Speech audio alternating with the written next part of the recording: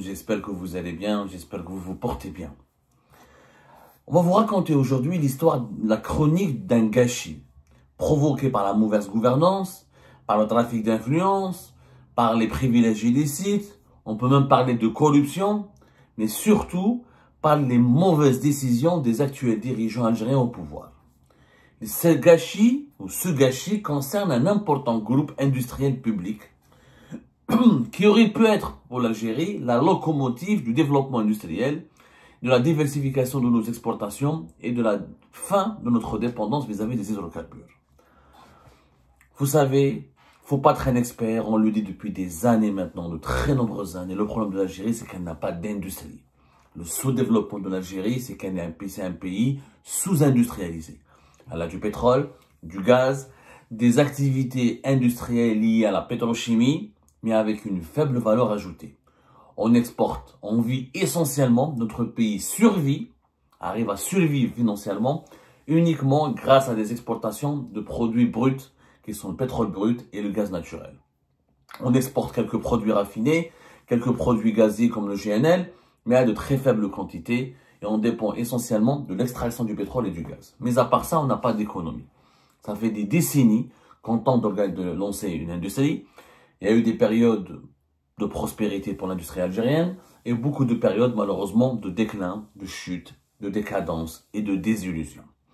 Tout cela pourquoi? Parce que nous souffrons, avant même la corruption, avant même le sabotage, le trafic d'influence ou le détournement de fonds publics, le problème numéro 1 de l'Algérie, c'est les mauvaises nominations à travers la mauvaise gouvernance. Nous avons des mauvais dirigeants qui sont placés dans des postes sensibles, mais pour lesquels ils n'ont pas ni la compétence, ni l'expérience nécessaire pour gérer et pour apporter de la valeur ajoutée à leur secteur et pour aider le pays ainsi à se développer. On va vous parler du secteur sidérurgique, dans lequel, depuis son arrivée au pouvoir, Majid Tebboune, à travers le projet de Raj Billet, essaye de nous faire vendre que grâce à la sidérurgie, donc grâce à l'exportation du fer et de sa transformation en plusieurs produits métallurgiques, parce que la sidérurgie, c'est plusieurs étapes. C'est l'extraction du minerai de fer et sa transformation en plusieurs produits et l'utilisation de ces produits pour plusieurs usages industriels. Ce secteur, le principal groupe industriel dans ce secteur en Algérie, c'était le groupe Emetal, qui a changé de dénomination. Je vais vous expliquer pourquoi. Ce groupe Emetal, qui a vécu beaucoup de difficultés, d'instabilité, et qui, le pouvoir algérien, l'actuel régime algérien, à chaque fois quand il communique des chiffres sur ce groupe, il essaie de nous faire croire que tout se porte bien, alors qu'en réalité, ça se porte très très mal. En avril, début avril 2024, ce groupe Emetal, le gouvernement algérien a nommé à sa tête un nouveau PDG, qui s'appelle Adel Khemmen. Adel Khemmen. Nous, à l'époque, on a été parmi les rares journalistes qui ont dit mais Adel Khemmen, c'est quelqu'un qui vient du monde des télécommunications. Il n'a rien à voir avec le monde de la sidérurgie. Qu'est-ce qu'il connaît à ce domaine pour pouvoir gérer un groupe aussi important que le groupe Emetal? Je rappelle que le groupe Emetal, c'est 28 000 employés, c'est 17 filiales et 15 entreprises en partenariat, c'est-à-dire des co-entreprises avec d'autres partenaires étrangers ou privés, notamment étrangers ou d'autres entreprises publiques algériennes. 15 entreprises en partenariat. Donc, c'est un groupe important, 28 000, presque 30 000 employés. C'est énorme. Nous, on s'est interrogé, à juste titre, et on avait remis en cause cette nomination. Adel Khemmen, c'est quelqu'un qui était à la Direction Générale des Transmissions Nationales. Il a étudié en France, ici à Paris, dans la région parisienne, à Évry. C'est un spécialiste des transmissions. Ensuite, il a été, 2016, il a travaillé pour Algérie Télécom. D'abord comme divisionnaire, puis directeur général adjoint. Ensuite, il avait été nommé PDG d'Algérie Télécom. Il a démissionné en avril 2019 dans des conditions dans des circonstances, on va dire pour ne pas dire scandaleuses, très troublantes. C'est quelqu'un qui vient du monde des télécommunications. Là, le monde de la sidérurgie. On lui donne un groupe, en avril 2024, qui est spécialisé que dans la sidérurgie, la transformation des produits métallurgiques et des filières connexes ou qui ont une relation avec l'exploitation de d'autres minerais similaires au fer. Rien à voir avec le monde des télécommunications.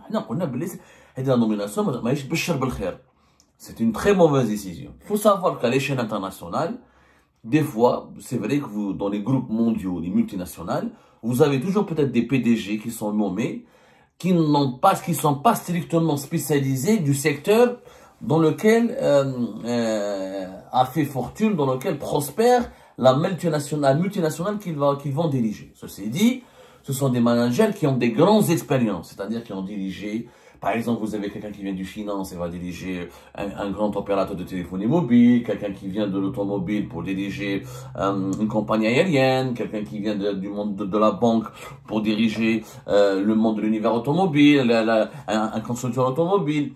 Ceci dit, majorité des cas, ces grands PDG dirigent des grands groupes mondiaux, mais ils ont à leur actif énormément d'expérience dans la gestion d'autres multinationales auparavant. Ils sont peut-être pas spécialisés dans le domaine industriel et dans la technicité de ce domaine industriel, mais sont très spécialisés dans l'élaboration de stratégies de croissance, dans le marketing, dans les levées de fonds, dans les stratégies de rentabilité, dans les déploiements, les fusions, acquisitions d'autres filiales à l'étranger. Ils ont un background. Ils ont un background. Il est vrai que tu peux ne pas te spécialiser dans la sidérurgie et bien gérer un groupe sidérurgique. Sauf que, quand il s'agit d'une multinationale, tu as un cabinet, tu as des conseillers, tu as des sous-directeurs qui sont déjà, eux, très bien spécialisés. Ce modèle international ne peut pas s'appliquer sur l'Algérie. Pourquoi? Parce que l'Algérie, on n'a pas des groupes extrêmement performants, ou là qui exportent beaucoup à l'étranger, ou là qui sont présents à l'étranger. C'est des groupes locaux, publics, dominés par l'État, avec beaucoup d'effectifs, avec beaucoup de la mentalité du social, avec beaucoup de dettes, et que la majorité des entreprises publiques algériennes sont défaillantes, déficientes, endettées, et qui vivent sous perfusion financière. Donc, ramener quelqu'un d'un autre domaine, totalement différent du domaine d'activité d'une entreprise publique, et lui demander de la redresser, c'est extrêmement déconseillé, c'est voire suicidaire dans le contexte algérien. Il vaut mieux privilégier à chaque fois des connaisseurs du domaine dans la sidérurgie. Il faut un expert de la sidérurgie pour pouvoir, parce qu'en Algérie, on est toujours à l'étape lapidaire, on est toujours aux premières étapes du développement, c'est-à-dire construire des entreprises viables. Quand on voudra les développer, aller vers une expansion internationale, ou aller vers d'autres marchés internationaux, là on peut opter pour des managers d'un autre calibre, qui ne sont pas spécialisés dans le domaine industriel, mais qui sont spécialisés dans le management de très haut niveau. En tout cas, le pire, c'est qu'Adel Khamen ne connaît pas le domaine de la sidérurgie, il n'a pas un bilan extraordinaire à la tête d'Algérie Télécom, même si ses partisans essaient de nous faire le contraire, et on lui a donné le groupe Imetal. On a dit attention, bonjour les dégâts. Les dégâts se sont produits. D'abord, alors pour donner l'impression que le groupe Imetal est en train de changer, ils ont décidé de changer son nom. En Algérie, quand on veut faire des changements, on utilise le slogan. Dans les pays qui sont en voie de développement ou dans les pays développés, les changements interviennent par des bilans financiers, des nouveaux investissements, des performances, des chiffres d'affaires, des augmentations de chiffres d'affaires, des emplois qui sont nouvellement créés, des exportations, des perspectives financières. Adel Khamen, ok, on va changer le groupe Imetal, va changer de nom, il va devenir la Société Nationale de Sidérurgie. Pourquoi la Société Nationale de Sidérurgie? Parce que c'était la première société lors de l'Algérie indépendante qui a construit le complexe de Hadjar et qui a lancé, si vous voulez, l'industrie sidérurgique en Algérie en 1964. C'est vrai, on reviendra après sur l'histoire de Hadjar et comment le Hadjar illustre un grand gâchis qui explique pourquoi l'Algérie n'arrive pas à se développer économiquement dans une autre émission. Ils ont changé de nom. C'est devenu Société Nationale de Sidérurgie à partir de octobre 2024, fin octobre 2024.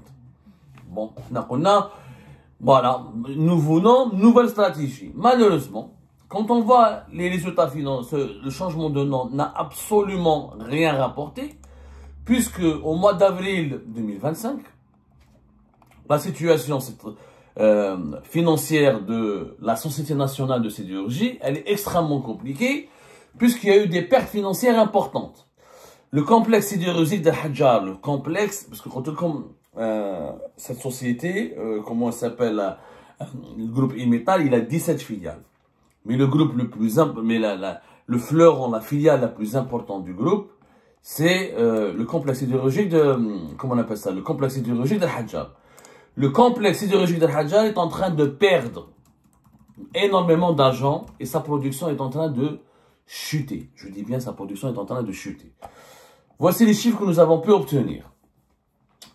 La production du complexe sidérurgique d'Al-Hadjar, elle a baissé de 59% par rapport à son projet initial. Au lieu de produire 43 800 tonnes de fer, et le complexe sidérurgique d'Al-Hadjar a produit uniquement 26 000 tonnes. 59% de chute de la production. 59.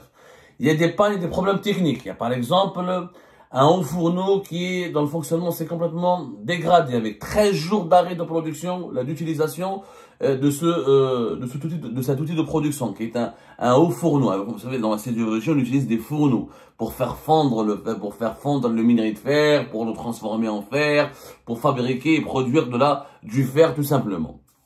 Il y a eu énormément de pannes de production. Il y a eu des fuites d'eau. Il y a eu des machines qui ont été en panne, qui ont été endommagées. La situation a été catastrophique. Je dis bien catastrophique. Les pertes financières, rien qu'au niveau de le complexe sidérurgique d'Al-Hadjar, ont été estimées à une cinquantaine de millions de dollars. Je dis bien à une cinquantaine de millions de dollars. Je ne vais pas détailler, malheureusement, pratiquement 60 millions de dollars, 57 millions de dollars pour être très précis. Et là, je parle avec le taux de change officiel. Hein. Un dinar, $1, 135 dollars. Si j'applique le taux de change réel, qui est celui pratiqué par le marché informel, qui est une véritable bourse, qui obéit aux règles de la demande et de l'offre, la facture dépassera les 70, voire les 80 millions de dollars. Donc, premier trimestre de l'année 2025, des pertes financières pour la Société nationale de sidérurgie, ex-groupe Emetal, de presque 60 millions de dollars, avec une production au niveau de sa principale unité, de sa principale filiale qui est le complexe sidérurgique d'Al-Hadjar, une chute de la production de 59%. Terrible. Les syndicalistes, les travailleurs, leurs familles sont extrêmement inquiets par rapport à cette situation. Il y a eu des machines en panne, des fourneaux qui sont pas opérationnels, d'autres équipements, on appelle ça le laminoir, qui est utilisé beaucoup dans l'industrie sidérurgique, qui a connu aussi plusieurs pannes et plusieurs arrêts, des réparations coûteuses. On parle de réparations qui nécessitent une dizaine de millions de dollars de travaux. Il y a au niveau d'Al-Hadjar, la société qui gérait le complexe sidérurgique d'Al-Hadjar s'appelait auparavant l'ex-Sider Al-Hadjar, qui est aujourd'hui, encore une fois, la SNS. Elle est dans une situation catastrophique. Alors qu'au parallèle, le groupe algérien Qatar Steel, qui gère le complexe sidérurgique de Ballara et Jijil, eux, ils sont en partenariat entre les Qataris et les Algériens. Eux, ils ont une santé financière totalement différente du complexe sidérurgique d'Al-Hadjar. Et contrairement à l'ancien groupe Emetal, eux, ils arrivent à exporter, eux, ils arrivent à gagner de l'argent. La preuve, en 2024, le Algérien Qatar Steel, AQS, qui gère le complexe de Ballara, ont réussi à exporter pour 360 millions de dollars de revenus. Ils ont exporté environ 700 000 tonnes de produits sidérurgiques vers 36 pays.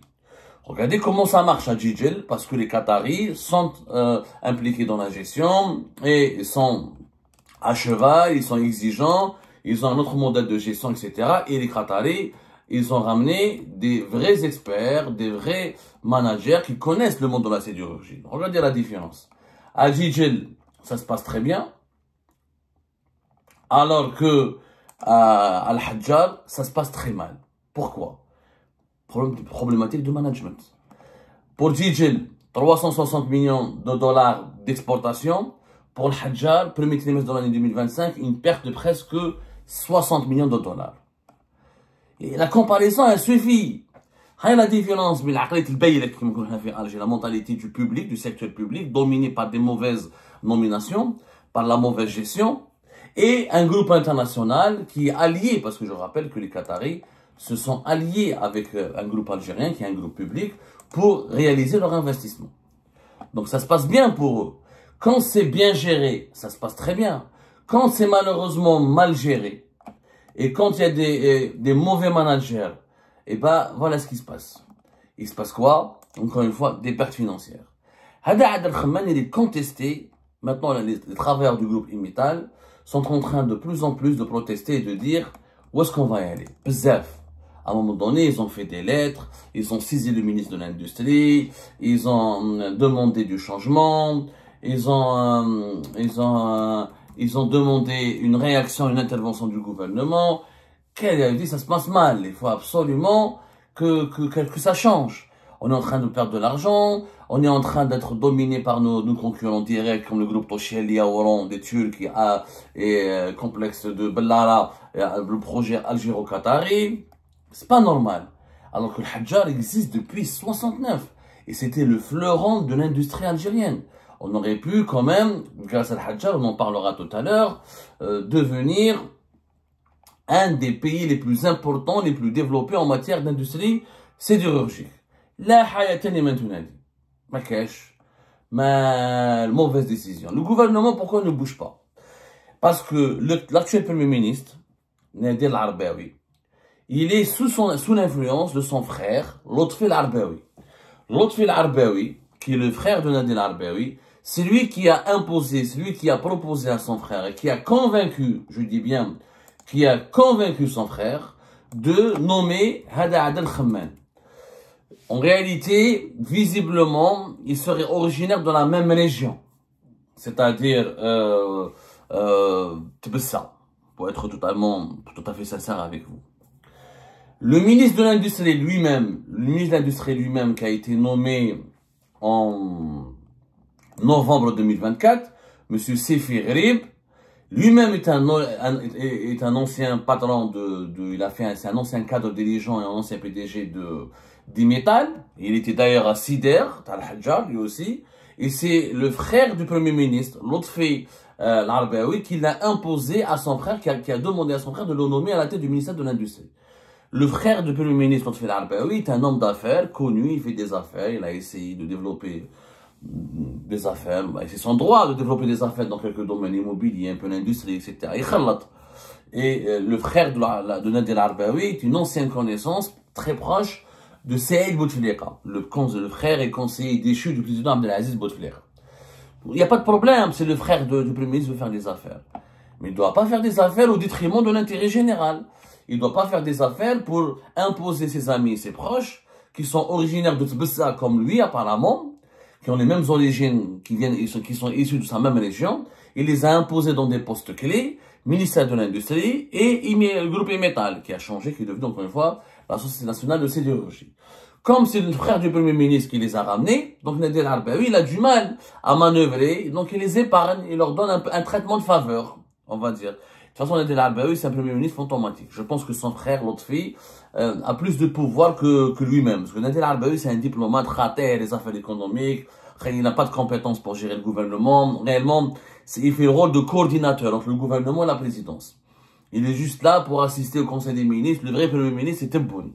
Mais disons que Tebboune concède dans quelques nominations. Il demande à Nadir Al-Arbaoui d'aller chercher des fonctionnaires ou des dirigeants intéressants, des profils intéressants pour certains postes clés. Comme il fallait limoger Ali Aoun en novembre 2024 parce que il était impliqué dans une grosse affaire de corruption dans un trafic d'influence, où son fils était emprisonné, que sa fille était citée dans une enquête de corruption, fait Saïdal, etc.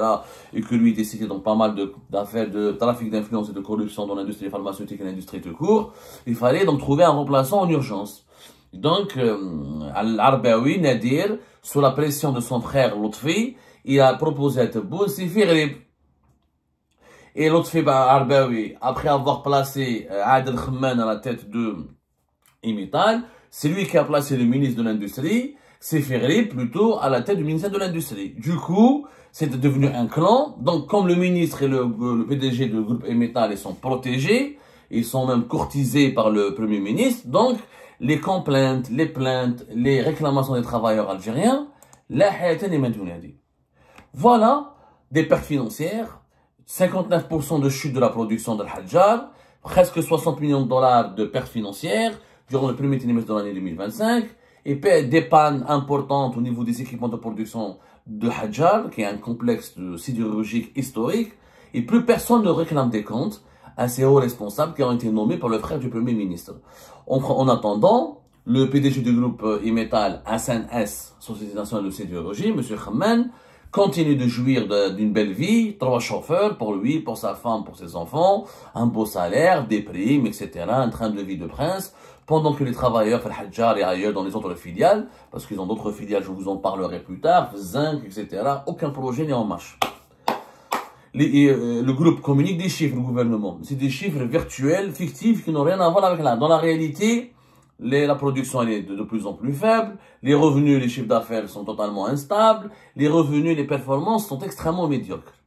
Et ben personne n'arrive à les sanctionner parce que le frère du Premier ministre qui les protège, il dort sur ses lauriers, il s'occupe de Saïd Narza, des opposants, comment mettre celui-là en prison, comment se bagarrer avec la France, comment insulter les Émirats, comment insulter le pays du Sahel et le Maroc. Alors que nous, notre économie est dans une situation de crise lancinante avec des pertes considérables et des emplois qui sont menacés. Je parle encore une fois de presque 30 000 emplois qui dépendent de ce groupe Imetal, qui n'a jamais pu émerger réellement et amorcer une vitesse de croisière respectable en dépit de tout le soutien financier et de tous les crédits que les banques étatiques algériennes accordent à ce groupe pour qu'il puisse vivre et ne pas sombrer dans la faillite.